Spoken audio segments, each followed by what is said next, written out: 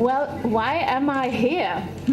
Actually, I'm here to connect with you because other people has previously connected with me, and these were other people from Tirana, to be more precise.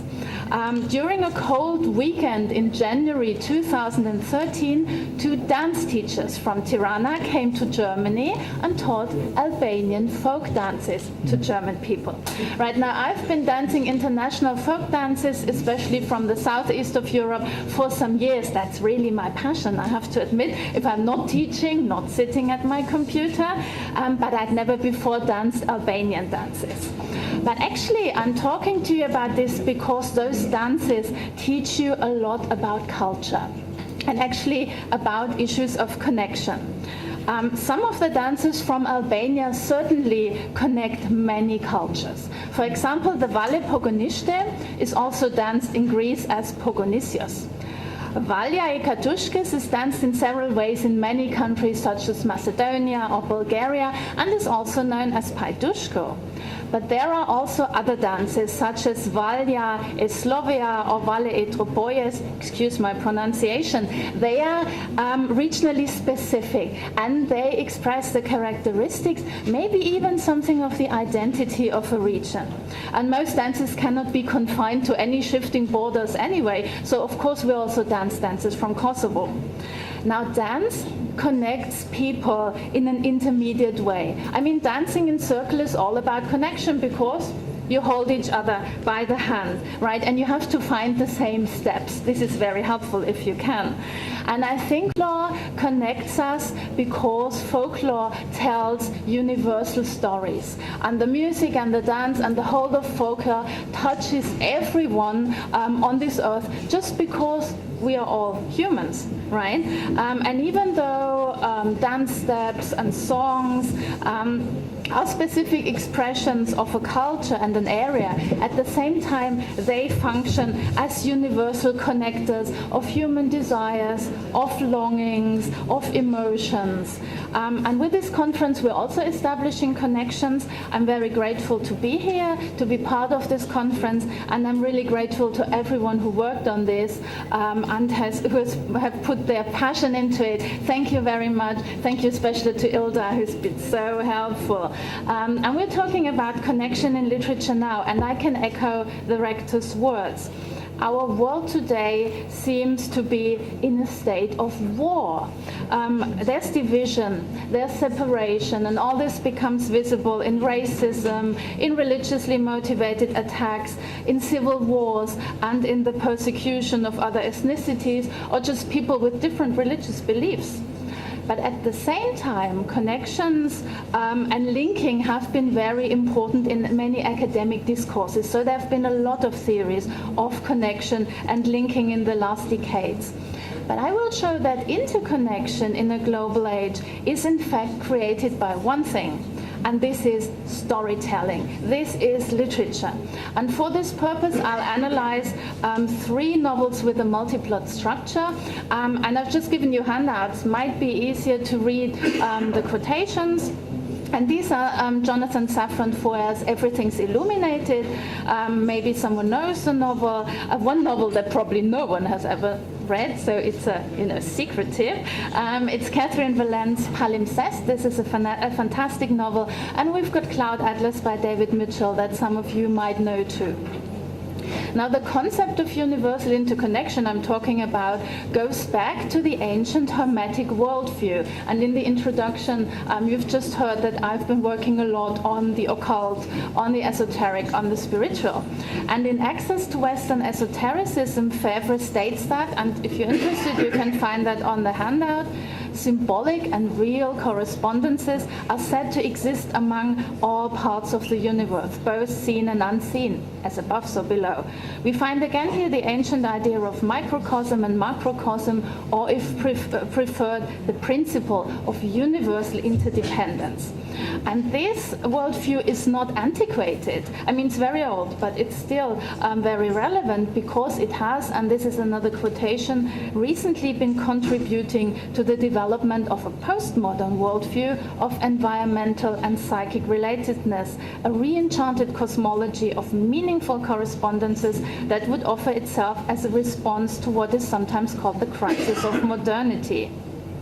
Now, during the last decades, I think it's clear for every one of us that we live in a network society. It's structured by connections. We know social networks, probably everyone is in at least one social network, and we have, of course, the globalized markets. Everything is, described under this heading, globalization, very wide, very broad. And the concept of cosmopolitanism has been regarded as a reaction, maybe even a resistance strategy, or a solution to the unequal power relations of globalization.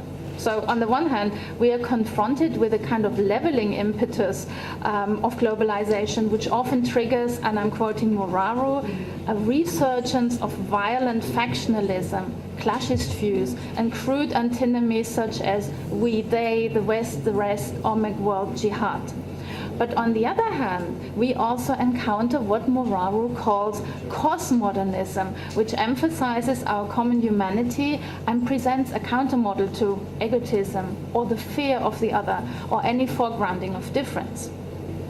Now, let's be a bit more concrete and go to the literature. I think we can agree that each culture can be regarded as a very complex social network. But how are those interconnections created that hold this network together? And I think by foregrounding storytelling itself, postmodern fiction furnishes an effective vehicle for exploring those connections in the global age. Now, Jonathan Safran's first novel, Everything's Illuminated, has storytelling as the vehicle for different characters to search for their identity and the traumatic family past that's been affected by the Holocaust. In a postmodern manner, the author of the novel writes himself as a character into the story, a young American Jew journeying to the Ukraine to search for a woman called Augustine, who had saved his grandfather's life during the Nazi liquidation of Trachimbrod, and that's his family shtetl, his family town. The Ukrainian Alex Pershaw becomes Jonathan's translator, and Alex's grandfather drives the car. Now, the plot is rather complicated because it has several plot strands. There's the account of Jonathan's journey to search for Augustine, and thus for his family history. The story is written down by Alex and is sent to Jonathan and corrected by Jonathan. So both of them write the story together at some point, which is really chaotic. It's also very funny. And there are Alex's letters that form one strand of the plot, and in that he reflects on the writing process of the journey story. Now, that's maybe the most important point. Every text is dialogical and only comes into existence in the process of textual exchange of reading, of commenting, of rewriting, a process in which the characters' seemingly separate quests for identities become connected. So writing a story together leads to the revelation, in fact the illumination of the title, that the past and present stories are really connected. So we need this process of co-authorship, of connected storytelling. And I give you one example, you can find it on the handout. At one point Alex writes, "Here it is almost too forbidding to continue. I have written to this point many times and corrected the parts you would have me correct and made more funnies and more inventions and written as if you were writing this. But every time I try to persevere, my hand shakes so that I can no longer hold my pen. Do it for me, please. It is now yours." Which basically means he started writing the story and said, "I can't go on. I'm giving this to you. Just continue writing." Which doesn't really work. It's very chaotic. So what I want to say is the search brings together perpetrators and victims. It brings together different nations. It brings together different generations. And past and present are also connected by this act of storytelling. Because at one point it said, everything is the way it is, because everything was the way it was. And remembering the traumatic past is a connected effort too, because at some point Alex says, with our writing, we are reminding each other of things. We are making one story, yes? And of course he hopes that Jonathan says, yes, this is one story. So confronting the trauma of the Holocaust is only possible together and collectively. So as the past, it turns out in the story of the very different characters, is connected, the present identities are also connected. And just imagine there's an American Jew searching for his ancestry. There's a Ukrainian man who's very much longing to go to the US. They seem very different, but actually they realize they're very closely connected. At some point Alex writes, let us not praise or reproach. Let us not judge at all. We are outside of that already. We are talking now, Jonathan, together and not apart. We are with each other, working on the same story. And I'm certain that you can also feel it. Do you know that I am your grandmother and you are grandfather, and I am Alex and you are you, and that I am you and you are me? Basically, all characters realize they are not separate. There's no separation between victims and perpetrators, between past and present, when each character realizes, I am you and you are me. And in the novel, this is made very clear. A search for identity is only possible by interconnected stories. Now I've got another novel. As I said, it's a bit of a secret tip if you want to read that. It's Palimpsest, and it's from 2009. And in very different ways, it also thematizes connection between human people, human beings and their stories. And this spans different worlds because we've got a fantastic world. So the novel focuses on 4 characters who discover a portal to the fantastic world of Palimpsest. Right? They are very different, and each character has lost someone important or something important. For example, they've lost a wife, a lover, a sister, and sometimes they are only left with the story of the past. And each of the characters is initially portrayed as very lonely, as very solitary, living an isolated life. But then, and this is fantastic of course, each of them spends a night with a stranger who has a tattooed map of the section of the city of Palimpsest somewhere on their body, might be on the face, might be, on the belly. Okay, and when they enter into sexual connection with a stranger, they travel to Palimpsest, where they find a world full of meaning to them. They actually travel to the era that's marked on the body of their sexual partner, and when they awake in the morning, they too are marked with some section of the city which other characters are eager to explore. What does this mean? It means that the tattooed mark, the map, writing and the body are really connected. And we've got an example, and this is a quote. November, that's one of the characters, stroked the inside of Xayu's thigh gently. A mark there, terribly stark, like a tattoo, a spidery network of blue-black lines intersecting each other, intersecting her pores, turning at sharp angles. It looks like a street map. Now it becomes clear that this fantastic world everyone wants to travel to is only created, actually made by interpersonal connection.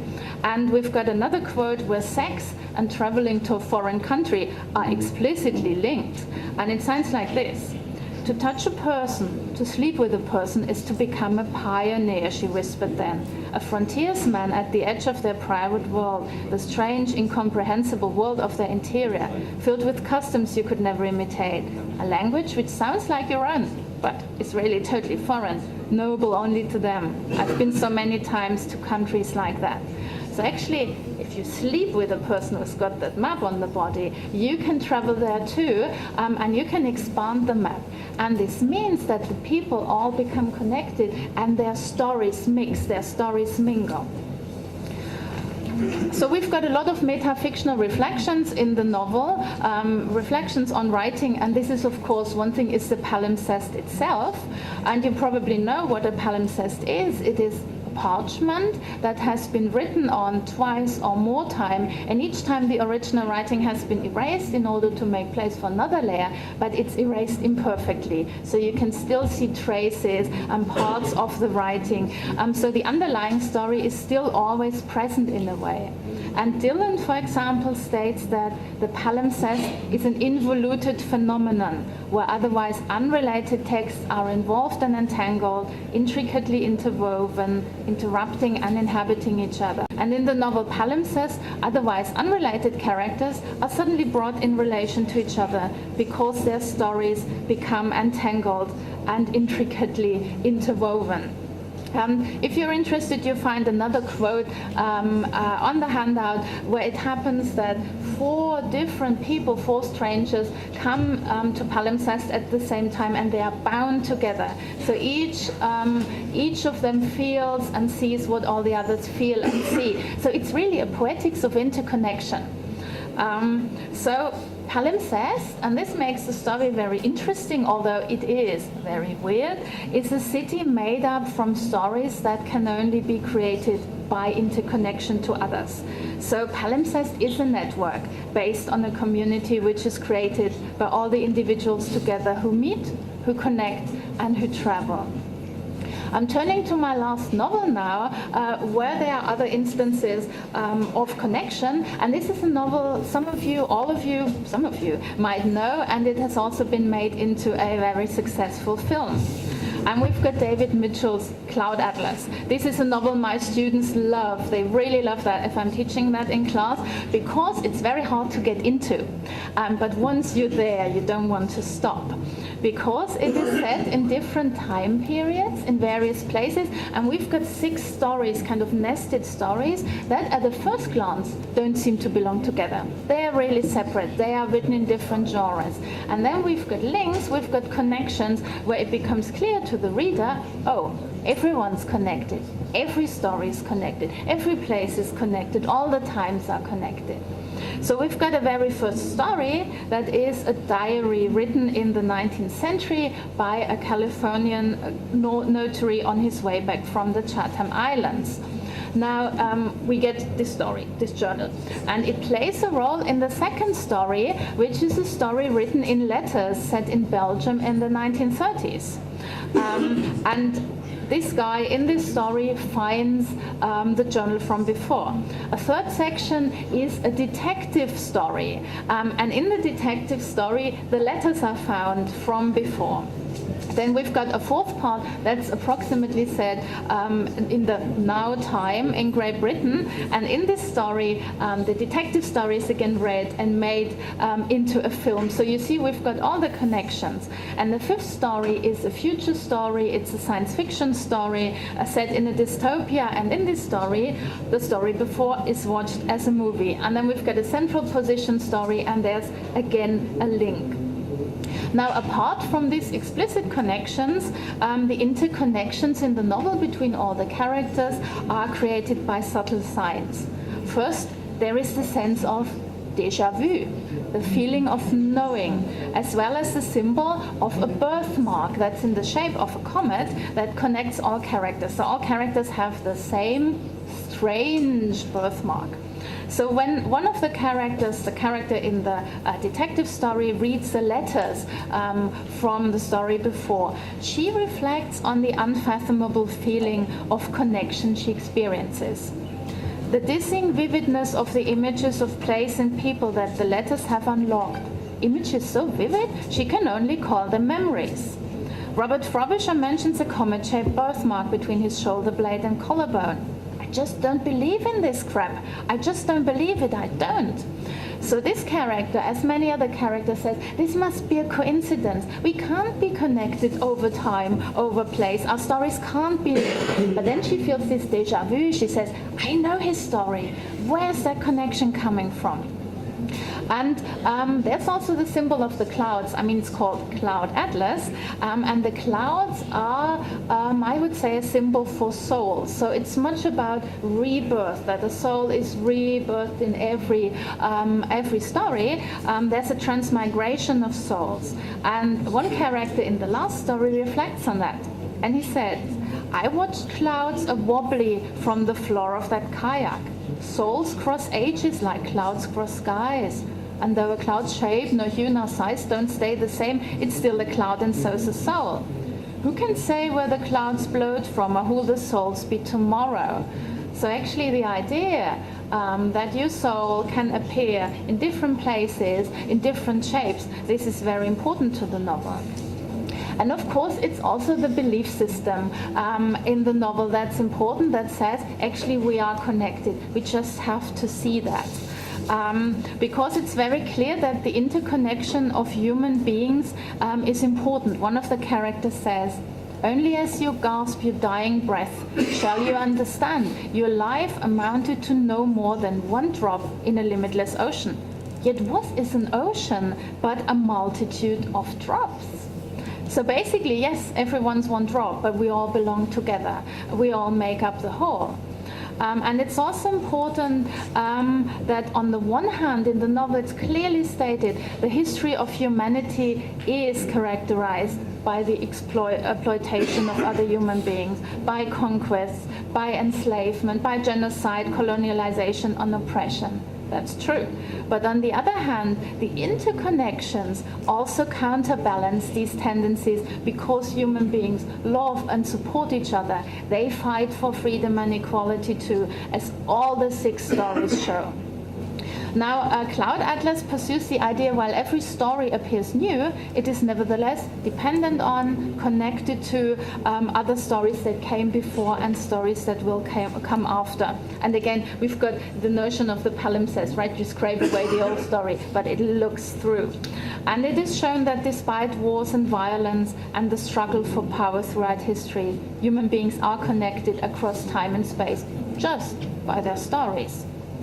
And I'm just coming to a very brief end because I think it's clear to all of us storytelling has a crucial significance for the creation of societies.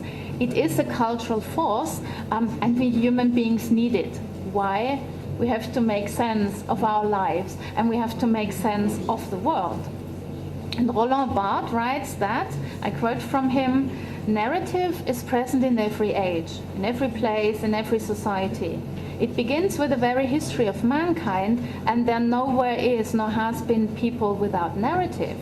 All classes, all human groups have their narratives, enjoyment of which is very often shared by men with different, even opposing cultural backgrounds. Caring nothing for the division between good and bad literature, narrative is international, transhistorical, transcultural." Now, the 3 novels that I just briefly told you something about do not only stress the connections of stories in and for a culture, but also the transcultural connection that is created by storytelling.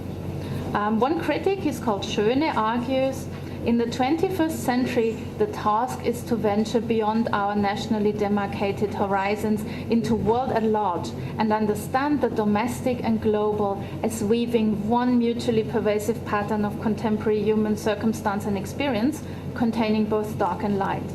Now, his argument can be read as a call for thinking in a more interlinked way, which is the opposite of perceiving human beings as isolated, as separate, as different. When Moraro states that the postmoderns read the world in terms of self, other interconnectedness, I think it's not only about writing interconnected stories. It's actually also the reader's task, our task, to search for what connects all human beings in life, yes, but also in literature. So the 3 novels really create a postmodern poetics of interconnection that propose an antidote to wars, to violence, and the fear of difference. And in Everything is Illuminated, Alex asks Jonathan, "We are making one story, yes?" If we are able to read these interconnections in a global world, we can actually see that the whole of humanity makes one story. Thank you.